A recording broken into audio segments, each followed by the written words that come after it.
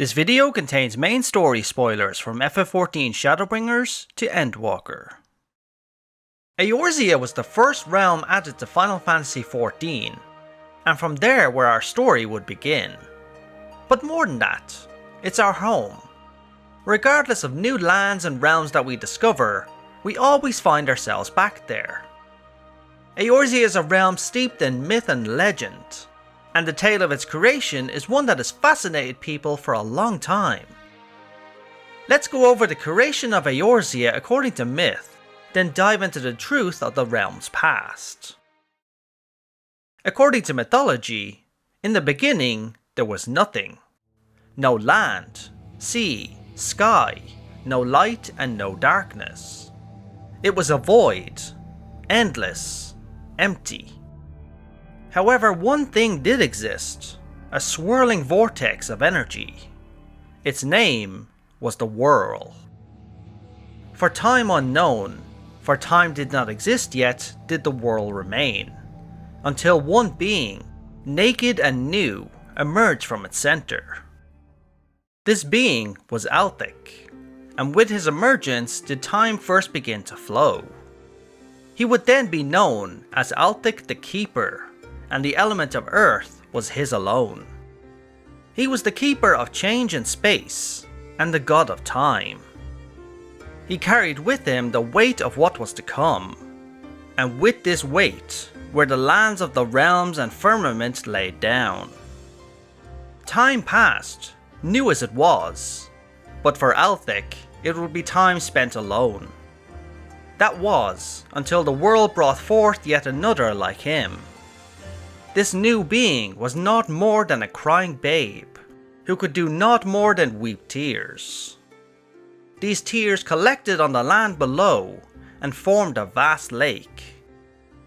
This was Nemia, who would be known as the Spinner, goddess of fate and watcher of celestial bodies. Her element was that of water. Althic saw in her companionship in this empty realm, and took Nemia under his wing and raised her. As she grew, so did the love they felt for one another.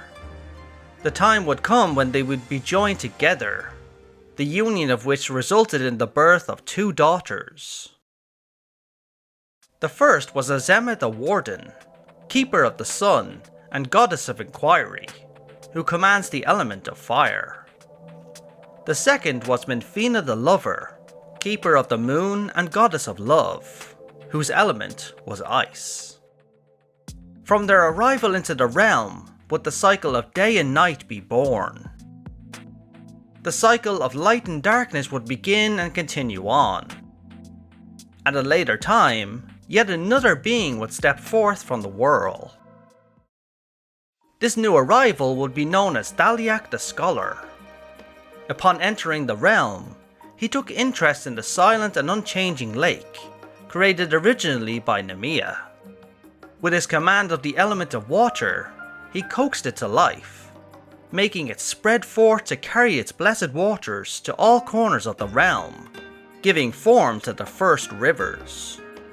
Thaliak would therefore be known as the ruler of rivers and wisdom, and the god of knowledge. Azema found herself drawn to Thaliak, and professed her love to him.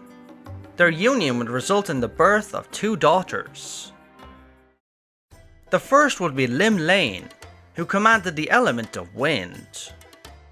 She would take the waters left by her grandmother Nemia, and would form the seas of the world.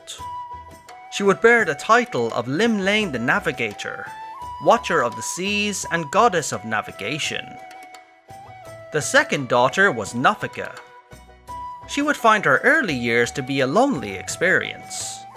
To remedy this, she created her own playmates, and by doing so brought forth life into the world.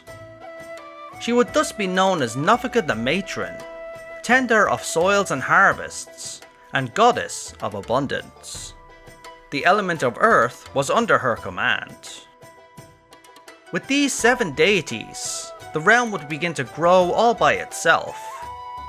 As life spread to every corner of the realm, walking the land, carried by the water and thriving in the seas, conditions proved just right for the emergence of another deity. The others did not know where he came from, however, for the world still remained dormant. His name was Oskon, and where upon the realm he walked, did hills and mountains rise from level plains. As they rose to heights both great and small, cold winds flowed from their peaks to the warm seas below and back again, carrying life from the land and sea into the sky. For his nature, he would come to be known as Oskon the Wanderer. He was the ruler of mountains and god of wanderers and vagrants. The element of wind would guide his path. Oskon continued his wandering ways. Sharing an elemental bond and for her love of the wind, Limion would be drawn to him. But due to his ever-wandering ways, they were never together long, and thus never had children of their own. With the coming of Oskon, a balance had been struck. It was a time of great creation, but also great chaos. As Oskon wandered, mountains would rise and fall before him. Daliak's rivers continued to grow and wind their way through the realm, and Limion's seas continued to expand, swallowing the lands before it or exposing more. The chaos was in need of order to balance it. Nemea, as the watcher of celestial bodies, guided a comet from the heavens, making it strike the realm below. This act would destroy the excess her children created, bringing a harmony to all of creation. There is another deity that would appear soon, though his exact origins are not fully understood. I speak of Rhalgr the Destroyer, breaker of worlds and god of destruction, who commands the element of lightning. Given that he's known as an attendant to Nemea, it's implied that she was the one that created him, in her role as the spinner. Though it's speculation on my part, I feel that Rhalgr was given life and form by the comet that Nemea herself brought forth. It would make sense given his title of Destroyer. Life would flourish and the realm would prosper in the calm that followed the destruction. The deity gods were content in the order of all things under their watch. This calm would last for a long time, until one day, the world would awaken once again from its dormant slumber, and bring forth not one but two deities. The first was Byrrhagot the Builder, purveyor of architecture and industry, who commands lightning. The second was his sister Halone the Fury, who commands the element of ice, is the mover of glaciers and the goddess of war.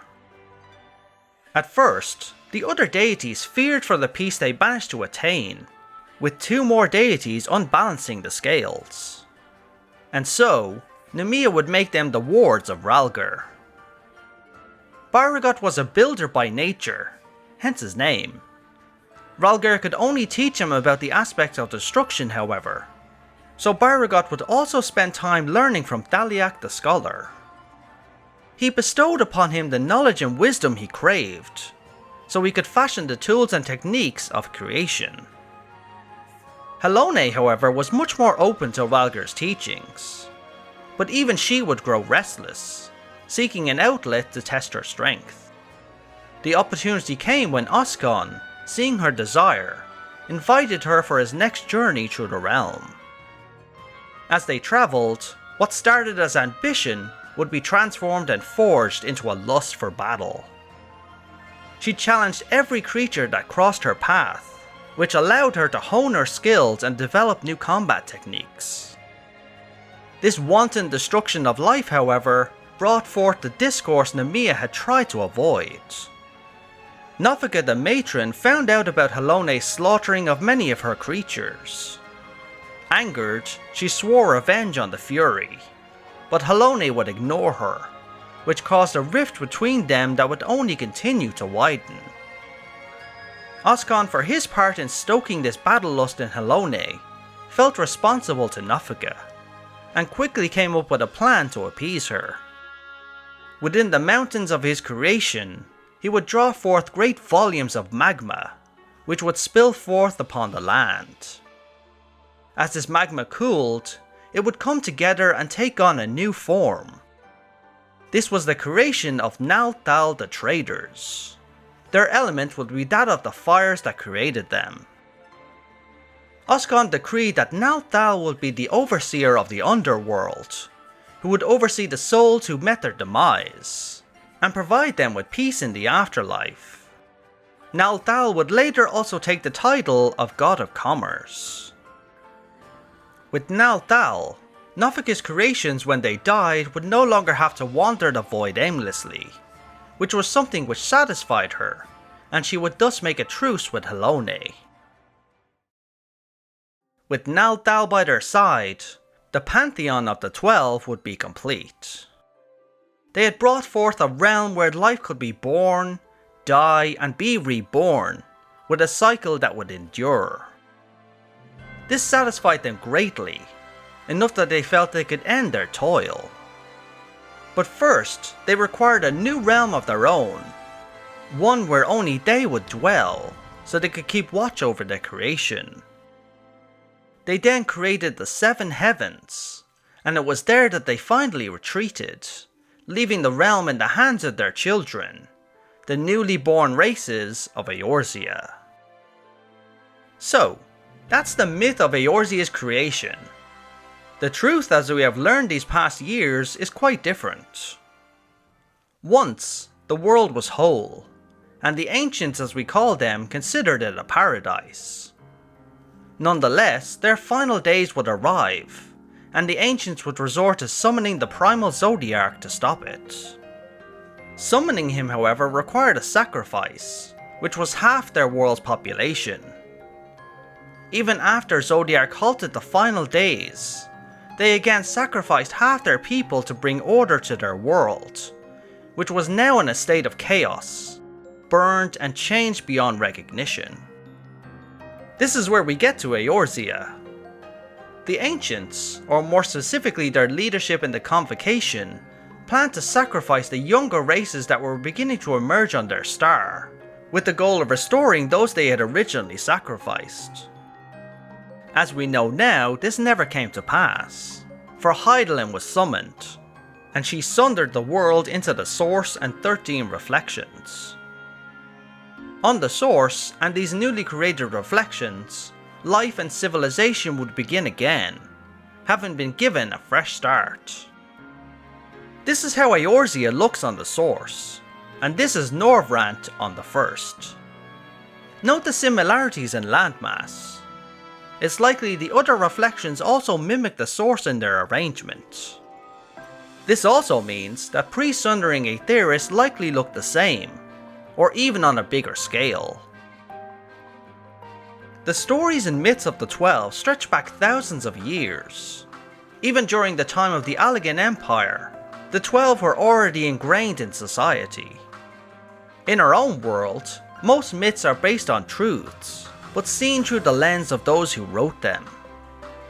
It's like a person 1,000 years ago seeing an airplane. How would they even describe it except through the knowledge they currently have? Science and technology would be akin to magic for people back then. Perhaps, the myths of Eorzea's creation have true ties to the creation of Eorzea before and after the events of the Sundering. The ancients had a mastery of creation magic.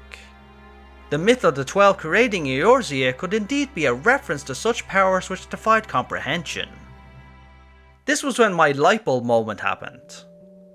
As I read the creation of Eorzea again, I began to see much of what was written as metaphors for real historic events in the ancient past. The section where the 12 emerge and start to mold the world sounds just like what the ancients did in shaping Aetheris with creation magic, crafting the paradise they desired. Creation magic can not only create life, but shape pretty much anything the caster desires or can imagine.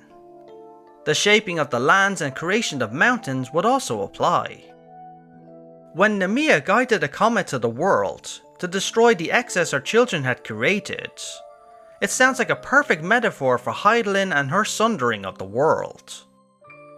The final sections of the text where the 12 are happy with creation as it is now, left the realm to the mortal races.